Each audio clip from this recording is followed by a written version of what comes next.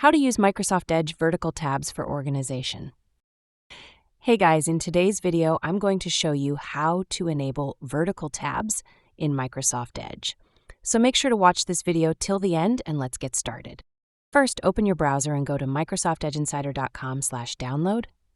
From here, you can enable vertical tabs by downloading either the Dev channel or the Canary channel.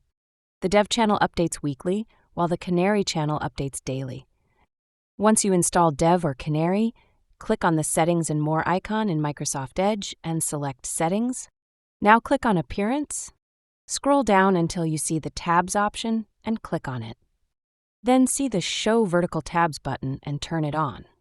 After turning it on, you'll see a new Vertical Tabs icon at the top.